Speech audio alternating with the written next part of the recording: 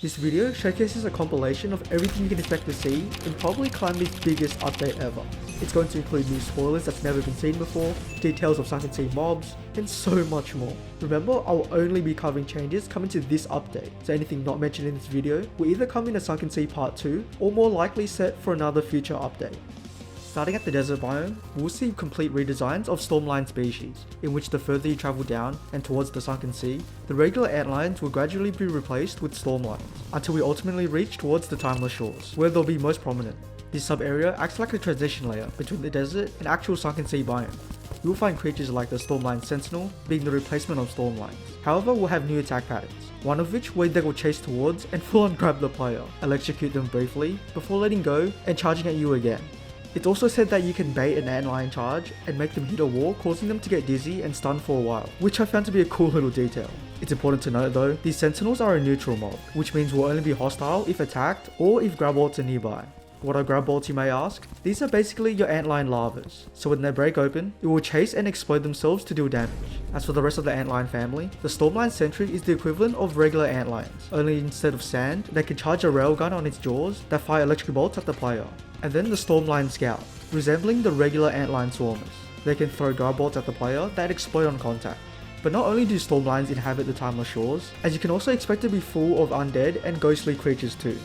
Festering Remains are initially an unsuspecting pile of gore on the ground. However, if the player stands near it for too long, it will spawn a decaying salmon head to bite at the player. Carrion Swallowers are also a hostile mob, which will attempt to dash and bite the player on sight. Successfully biting players will fill its stomach with acidic bile, which then can be vomited back at the player.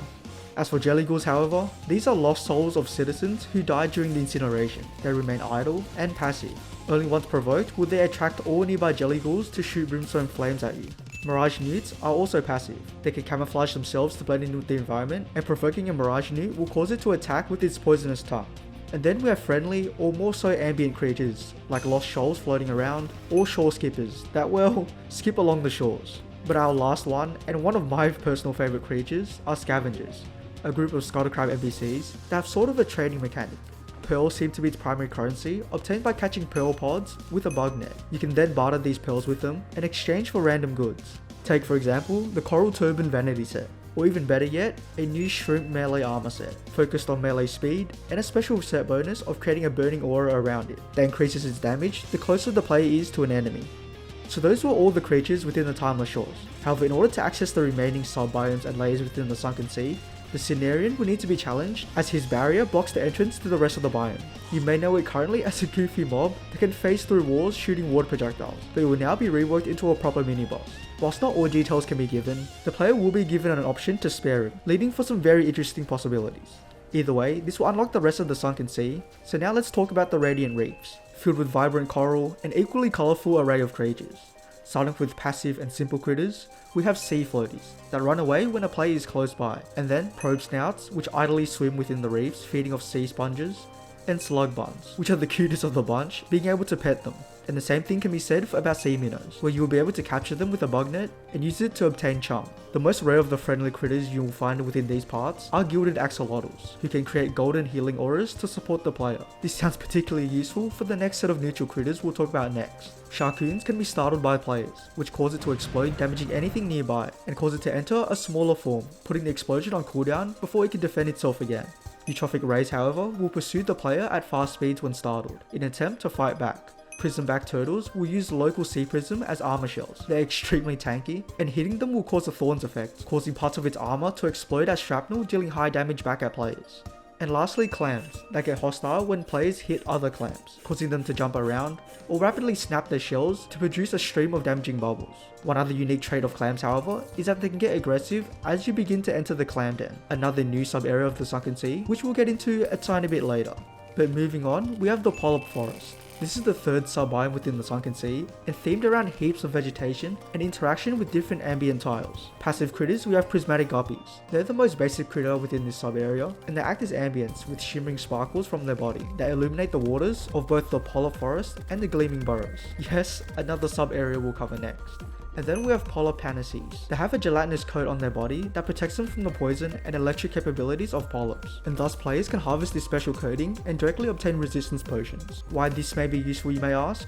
One application could be the new Polyp Peril and Ghost Spells. Polyp Perils are basically ghost spells on its earliest stage. It's a stationary creature that zaps anything nearby with highly poisonous and electric tentacles. The next in line in the evolution are baby ghost spells. At the infant stage, mostly living in packs. There is also a rare voltaic variant of this critter that is supercharged and packed with more energy than the other ghost spells. Catching them with a bug net will grant you the voltaic jelly accessory. And then we have ghost spells, when they're all fully grown up. Whilst neutral initially, when startled or attacked by the player, these creatures are able to produce a more potent shock zone that can even be empowered the most ghost spells are nearby.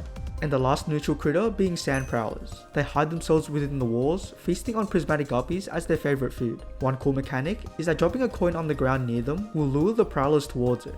Then moving out to our one and only hostile mob, in the Kelpie Seadragon. It will hide itself in the dense kelp vegetation and shoot poisonous balls of kelp. And moving on to our next mini sub area, the Gleaming Burrows, said to resemble the most like the Sunken Sea currently in the game right now, and is the primary place to obtain sea prisms.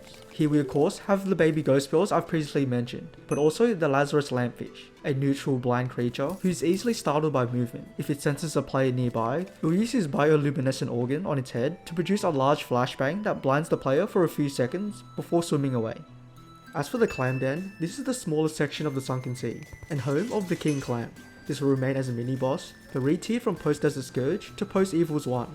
Along with this change, it will act as the main pre-hard mode quest line by Amadeus. Yes, the Sea King will now have quests for you to complete, and this one will involve both Amadeus and yourself travelling towards the Gleaming Burrows together to challenge King Clam, only for Amadeus to have his soul sucked out of his body by the Clam, and the player is left alone to fight the King, newly empowered by Amadeus' soul. During the fight, King Clam doesn't die, but is badly injured and releases all the souls he has collected, leaving you to come back later in hard mode to continue the quest line. Okay, that was probably a lot to take in, but definitely one of the most exciting things coming to the Calamity update. And before I talk about the last sub area of the Sunken Sea, we might as well cover changes to the Sea King's shops, like the removal of the Urchin Flail, rework of the Sand Dollar, or rework of the Waywasher. This one does have a spoiler for it, and it's going from an inaccurate water bolt to being able to cast 2 large swirling waves. These projectiles are way faster, and their pierce compared to the current version is insane. As for the last, and definitely most deadly sub-area of the Sunken Sea, we have the Bassalt Gully. Whilst there isn't much to do in pre-hard mode, it is much more expanded when you reach hard mode, being one of the main sub-areas for Amadeus' Sunken Sea quest. As for passive critters, we have Sear Leerslugs, who can be caught with a lava-proof bug net and used as consumables for lava fishing. Some Sear Slugs will spawn infected by a parasite, causing them to shake and move in an uncanny manner. These are called Leerslugs, and if the player is around them, the slug will violently burst out and chase the player in an attempt to bite them. Then we have steam pods, another hostile enemy who uses steam and heat stored in their body to propel themselves at high speeds towards the player. And our last creature of the Bassalt Gully being Podoboo Koi. This comes with 4 different variants, and each of them will have a unique property to its lava projectile. So those were all the creatures that will inhabit the various sub-areas of the Sunken Sea. As you can tell, there is a good mixture of passive, neutral, and hostile mobs, all with unique interactions, and I just gotta say the whole biome feels so much more alive with all these different ecosystems. And adding to this even more, we'll quickly mention some of the confirmed NPCs making their way to the Sunken Sea. But in terms of weapons and general equipment originating from the Sunken Sea, all of it is getting reworked with even some new additions coming along. It is not possible for me to showcase everything, but what is publicly known now is a brand new Summoner Whip. It's said to function similar to a normal one, however one special gimmick is that as you keep flaying the fish around, it will get dizzy until it reaches a certain threshold where it will puke out acidic bile towards your cursor. Moving on, we've already mentioned the pre-boss shrimp Armorset through bartering, but we need to talk about Victide, going from a 5 helmet Armorset to more of a multi-class based armor with 3 different helmets. One will be tank, one will be mobility, and the third one has already been teased, and that's utility. It will spawn a cute little snail friend above your head and have it fish for you. Sea Remains, which were previously used to craft Victide equipment, also sees changes to its recipe. They are no longer related to the Desert Scourge, and instead the materials needed to craft Sea Remains will be obtained throughout the Sunken Sea. Will-O-Wisp, dropped from undead and ghost creatures of the timeless shores. Charged Polyp are obtained by collecting special Polyp critters in the Polyp Forest. And Sea Glass Scales, a new ore mined within the Radiant Reefs.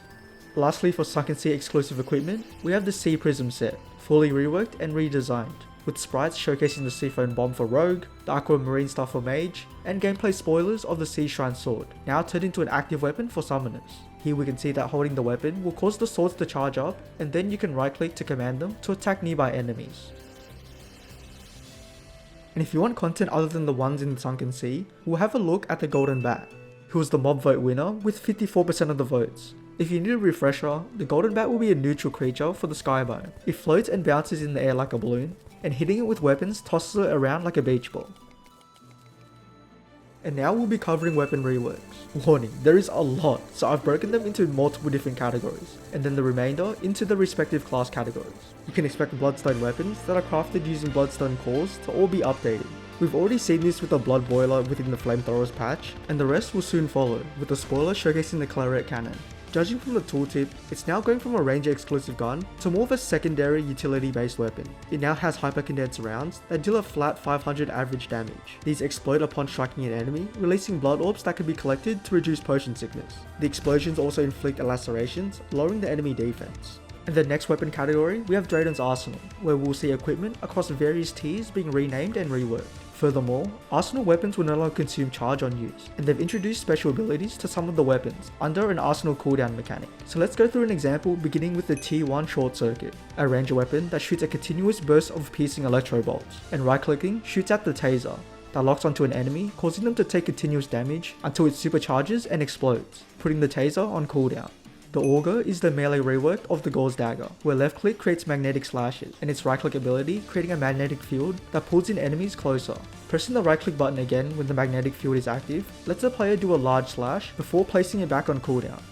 The Aqueous Hunter drone is for Tier 1 Summoner, and creates a Plasma Shroom using 4 minion slots. It fires homing plasma missiles at enemies, with the right click being able to command the Shroom to perform a barrage of missiles at the mouse cursor. Tier 1 Arsenal Rogue, we have the Aerial Tracker. It functions similar to the current tracking disc, firing smart guided lasers at enemies. And lastly, the Pulse Pistol for magic. Again, mostly a visual improvement for consistency, it functions similar to the current live version. As for Tier 2 Arsenal, the Hollow Fiber Emulator is a bow for rangers, with 3 unique firing methods depending on how long you hold left click for. On the other hand, right clicking rains down a barrage of plasma arrows at enemies. Then we have the Pulse Grenade for Rogue. It has homing and explodes into a bunch of pulse orbs that return back at the player. These returning orbs pierce and hit anything in the trajectory as they are returning. And for Mage, we have the Vulcan, a magical minigun that shoots a storm of magnetic energy projectiles. On right click, it fires magnetic harpoon that pulls in all your normal projectiles towards it. After some time, the harpoon will explode and shoot all projectiles it's pulled around it, and places the harpoon on Arsenal cooldown. Tier 3 includes the Nidhogg for rangers, now taking the theme of a metallic dragon railgun, where on left click shoots a fast bolt that's able to pull in enemies. Right clicking however shoots a massive railgun round that pierces anything in its direction. Countermeasure mitts are the mage weapon, and are gloves that shoot directional lasers from each of its fingers. On right click, it performs a close contact laser punch at enemies. Tier 4, we have one ranger weapon in the Phalanx Surge, a shotgun that fires a spread of laser beams, and then on right click, you're able to perform a laser spear lunge, and holding both mouse buttons down will allow you to dash with it. And lastly, Tier 5 being the Pulse Rifle, getting mainly visual improvements for consistency. And to round off equipment, we have the first tier of Arsenal armor sets coming this update. Like the Victide armor changes, these will predominantly be multi-class, with 3 different specials, being offensive based, defensive / mobility based, and utility based. Not all Arsenal tiers are complete with equipment yet, so maybe in a future update, we'll get to see all of them in action. Milled weapons are also receiving globs with an update to every class weapon. Like before, we've already seen a glimpse of this with the already released Dead Sun's Wind, but also expect the following to come within the Sunken Sea overhaul. The Eutropic Claymore is the melee weapon, and will have new projectiles on each swing. Instead of the current version where these purple comments will home onto the target, the Rework Claymore will have more piercing capabilities, with longer lingering projectiles that follow your mouse cursor. The Tome of Fate is being reworked and renamed into the Apothonol. Whilst not the most drastic gameplay wise, we can see a big visual upgrade to its projectiles. It has way more range than before, and is able to pierce more targets. As for the 2 rogue weapons, the primary fire of the Shard of Entumbra sees reduced piercing, but instead can stick onto targets, which in turn spawns additional spears. The Stealth Strike will rend enemies like before, but this time there will be a swarm of spears that will follow. The Star of Destruction on the other hand releases 5 shards that converge and hover around the mouse cursor. Hitting enemies will cause it to explode, however its new Stealth Strike releases a bunch of shards all around, and then explode multiple times in a row. And as for the next category, I'll name as boss specific weapon drops, with the most significant changes coming to the Devourer of Gods. Stuff like the unarmored and armored sprites of the Devourer of Gods, as well as phase transitions where you fight him in the distortion, won't be included in the Sunken Sea patch, but you can still expect to see very noticeable changes like its laser walls, movement patterns, and other major attacks to be completely reworked. But following its rework, we of course have to talk about its weapon drops, set to all be changed within the next update. And this teaser will showcase the rework of the Mage's Death Hailstar, now turned into the Hyper Death Rift Scepter. Instead of the barrage of nebula lasers, it is now concentrated into one big black beam at the mouse cursor. The Leviathan and Anahita's loot will all be changed as well. I have spoilers of the Brackish Flask being reworked into the white water. It now throws a magical flask that tracks your cursor position, and will go brightly after a second, and enemies hit will explode into water spears. Its Stealth Strike will create even more water spears, and summon a swirling vortex of white water that heals players that touch it. The Leviathan, along with its visual upgrade to its Aqua Blast, will release aberrations that shred enemy defense every 6 shots. It's also getting some sort of secondary fire, with the right click being able to launch exploding meteors.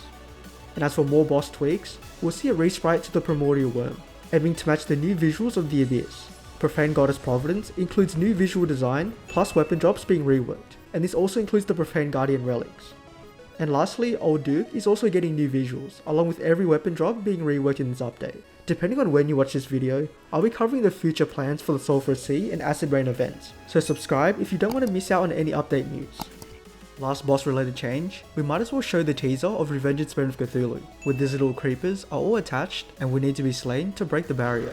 This is just one example, however as you saw from the Devour of Gods 2, Calamity difficulties are getting streamlined, with the progression being from normal mode to expert mode, to either master mode and Revengeance being on equal tiers, to finally death mode being the hardest difficulty. And now continuing on to other weapon changes, which I've broken into the respective 5 classes. As for melee, we of course have the new visual effects for the Paladin Hammer line. You might have already seen these a while back with the Ponage Hammer, Fallen Paladin's Hammer, Stellar Contempt, and Galaxy Smasher, but even the true Mage Paladin Hammer is being set to be reworked as well. As of right now, we only get to see its sprite, but other endgame melees include the rework to the Earth, and you can expect all its downgrades from the Majestic Guard, Grand Guardian, and Galactus Blade.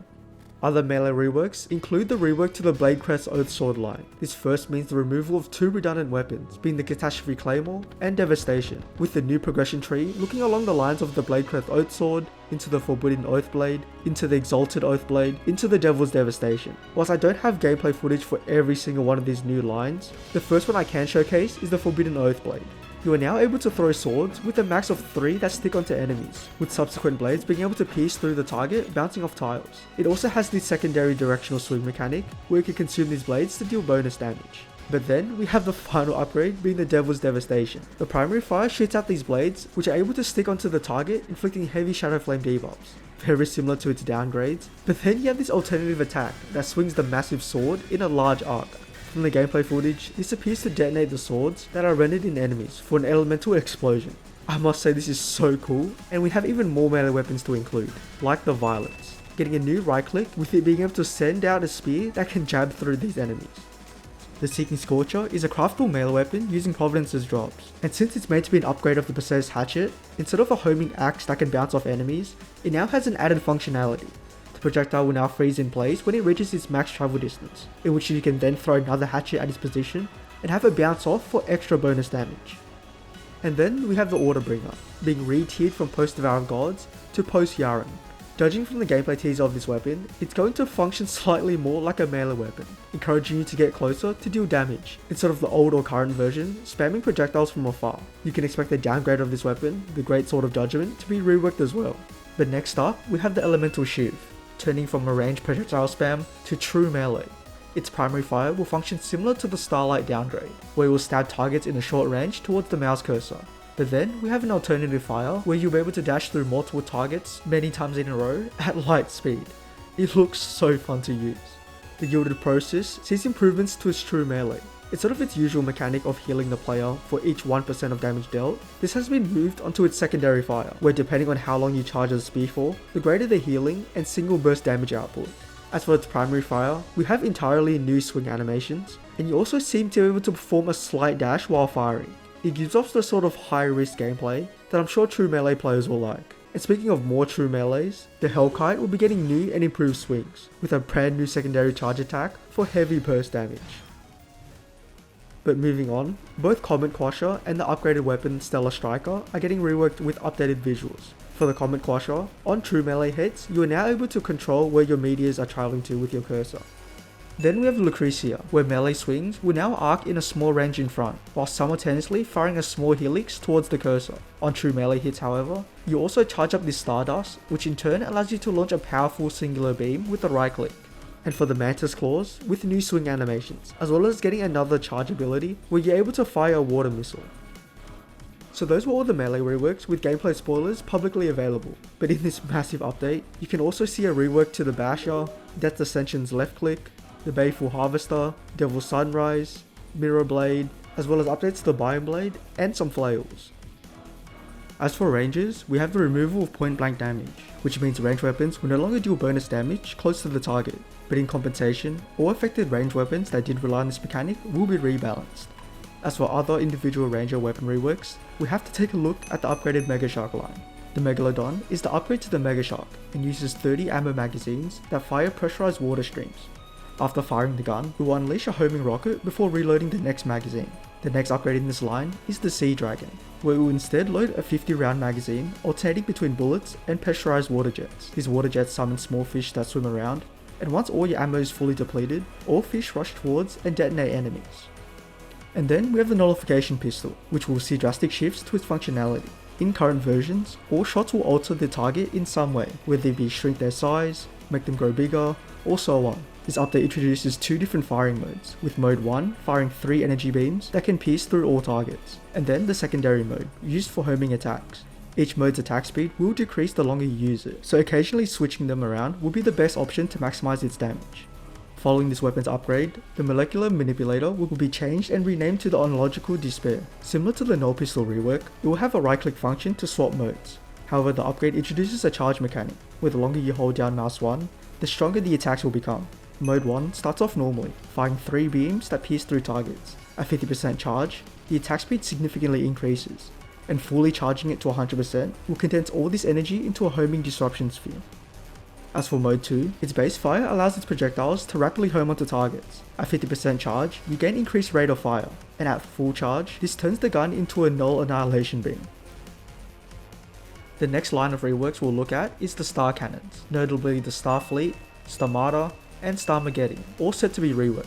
And the gameplay footage I have for you is the Stamata. It's going from rapid fire to more concentrated shotgun blasts of Stardust. Its right click charges up the gun briefly before creating a concussive blow that deals extra damage in close range. Reading the tooltip, you'll also be able to time the concussive blast and chain them together to improve the power of this weapon up to a cap of 3. A sort of skill based weapon where mistiming the shots will reset its power. Next ranger rework is the Sulfuric Acid Cannon. Relatively speaking, it is a straightforward rework where acidic rockets will stick onto enemies and explode into toxic mist after a short delay. You'll notice new visuals for this weapon as well. As for the Hellborn, you can now hold left click to twirl the gun in your hand, rapidly hitting enemies in close range. This will give you ammo rounds up to a max of 8, and then you can consume all these rounds and hold right click to fire a giant energy sphere. One of the most unique ranger reworks we've seen so far, and will definitely be fun to use. And then we have Rubico Prime, with this new projectile firing impact rounds that deal increased crit damage. Instead of the 5 round semi-auto sniper burst, you'll now have a small reload time every 5 shots. And lastly for ranger changes, you can expect a full visual overhaul of the Magna Cannon line. Their functionality of course remains the same.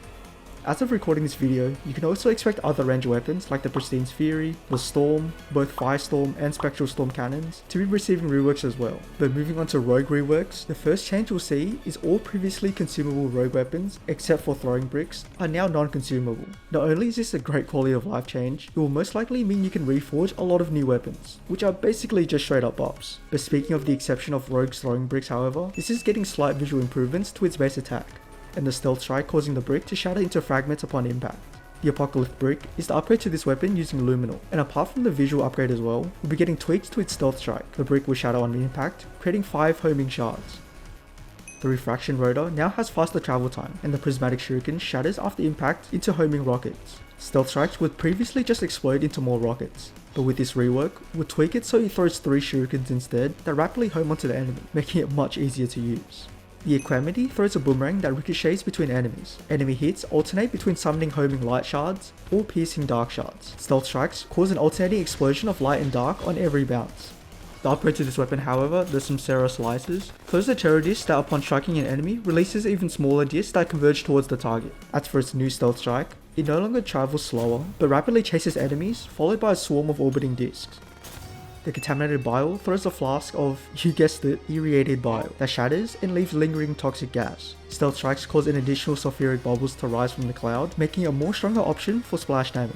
As for the Spore Knife, you may recognize this as one of the many short swords removed from Calamity. It's set to be re-implemented and reworked to a rogue weapon instead, where you are able to chuck the dagger and have it explode into a cloud of poisonous spores. The stealth strike for this weapon spawns homing buds which cling onto enemies and drain them of their HP.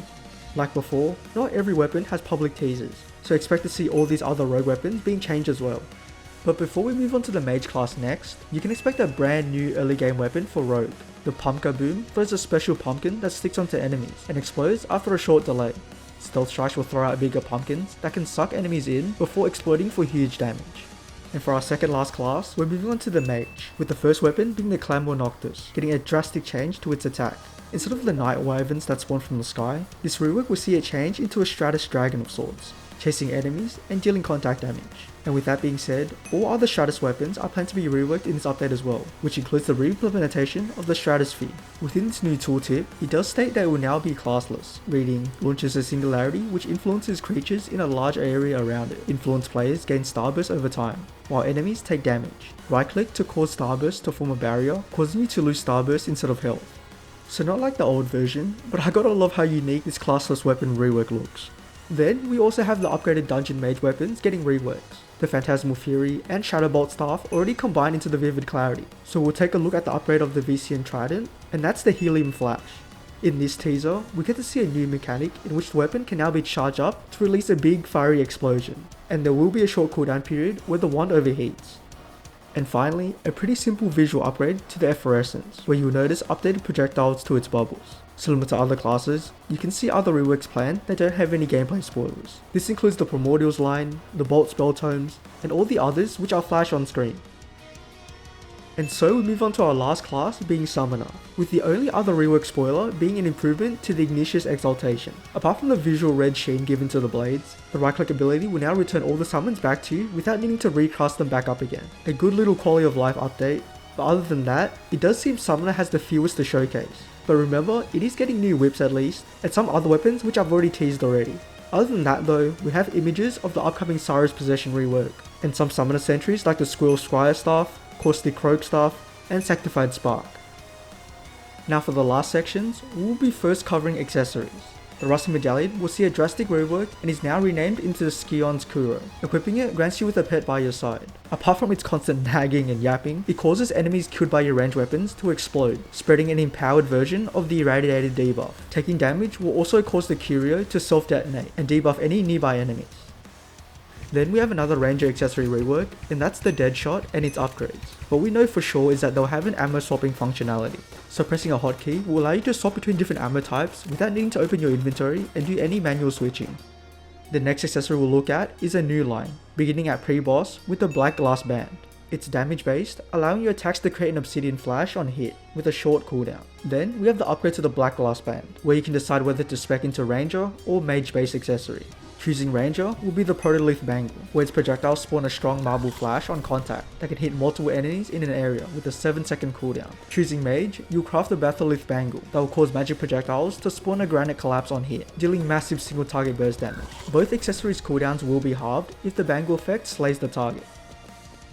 As for the Transformer, this rework creates an aura around you that conjures globs when either projectiles pass through it or when enemies are slain. The globs deal contact damage, and you can press the accessory hotkey to launch all of them at your cursor. So those were all the accessory spoilers I could find, but reading through the changelogs, expect all these other accessories to be reworked as well, and there is a lot, so pause if you want to look through them all. Now, speaking of accessories, this segues nicely into reforging updates, where we'll get to see other stats on accessories, like max health, life regen, thorns, among many other different prefixes. From the changelogs, you can expect lower tier prefixes to give bonus stats, with the example of Rash now providing an extra 2% crit, along with his base 2% melee speed increase. It definitely adds to slight unique builds you can try out, and maybe this will discourage me from just using Menacing. But the last notable change I'll touch upon is the Roxcalibur Shrine. Similar to other Biome shrines, there will now be a set structure within the cavern layer.